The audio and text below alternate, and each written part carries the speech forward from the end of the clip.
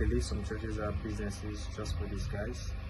Even Jesus said in the Bible that there will be some false prophets, and I believe that there are false prophets among us today who have started churches. So yeah, I support that notion. Okay, so I got a question that do you think some churches are just businesses in disguise? So for me, I honestly think it depends, because some churches genuinely serve like spiritual and community needs, while others are, they're just like businesses in disguise. So when purpose becomes the focus over purpose, then the church is more about money than ministry. So it's really hard not to question the intent. But I also believe that there are also churches out there that are doing great works, that are real, that are impactful, that are actually helping our people out there. In response to the question as to whether some churches are just businesses in disguise, as much as this is not a thought that I would be proud of, but I am inclined to also believe so. I see it that way too, that some churches are just businesses in disguise, because I have had personal experiences that I believe some people would be able to relate to. For example, you attending a church as a first timer, you're in a church as a first timer, and the ushers or workers in the church come to you, they come to ask whether you're a Christian and all of that. And even after explaining that yes, you're a Christian, you have your church, that you are just here on invite, they still want to convince you to like begin to attend their church.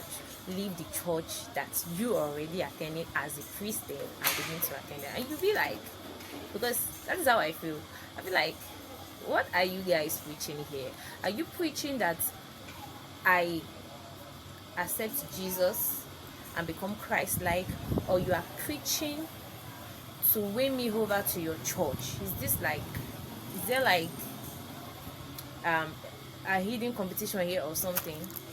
And again, another thing again is that when it comes to tithes, some churches monitor your tithe so much, they are so keen, they even publicly announce or declare how much you pay as tithe. They monitor you, and it now seems like that is their focus. They are keen on what you bring to the church, what you have to offer, and it's almost impossible to not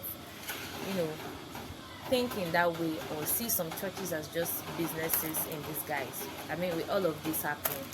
Some, to answer that question, some, in the world we believe in today, you can say that some churches are business in disguise and some churches are not business in disguise, which is based on the leader of the church.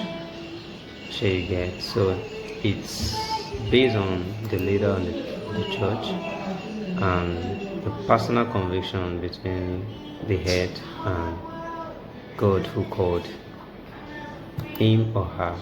So I won't say churches are business in disguise, but like I said, they are based on what the world we live in today. Yeah, you can say some churches are business in disguise and some churches are not. Good evening.